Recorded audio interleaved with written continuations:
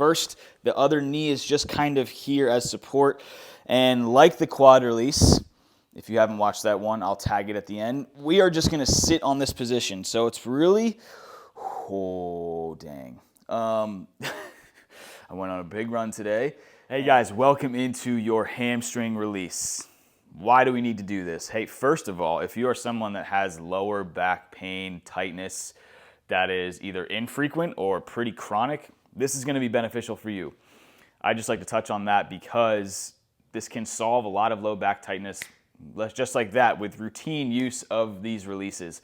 And secondly, overall, if you're an athlete, you are someone that trains and has something in your training that you notice, yeah, my hamstrings are tight. Yeah, my RDL or my deadlift isn't as great as I want it to be, or I feel a little closed off, or I get really sore there a lot. So basically, hamstring release, we're gonna go through two different objects, and I have a pretty tough medicine ball, it's not soft, and a kettlebell handle.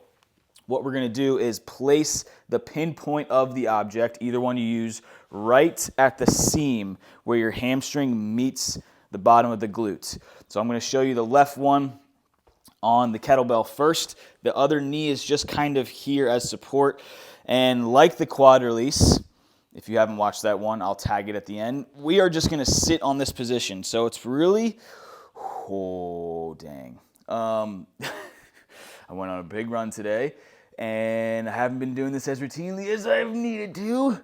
Okay, so as you can see, I'm pretty uncomfortable. We're just gonna sit here for 2 minutes. Now, I'm not gonna count out 2 minutes for you guys just because that's a long time in the video, but I have two objects here. I am just gonna sit here for 2 minutes and try to focus on my breath, try to focus on relaxing, watch some of the NBA playoffs right here, and basically try to notice that it's not as bad as when I started, because that means you're making progress. So basically, let's go through 2 minutes of this where you're trying to feel like, okay, it's getting less uncomfortable, okay? This is your hamstring release just on that kettlebell handle, just like that. So going to the other side, I'll just show you from a different angle. Right leg, it's the same exact thing.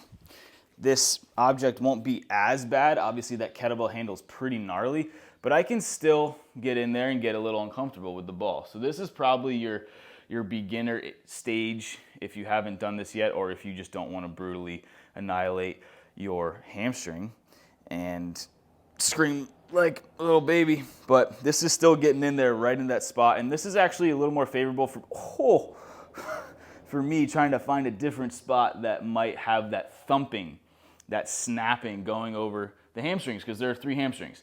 So right where the hamstrings meet the glute, I might feel a little bit of a snapping. Don't keep snapping over and back.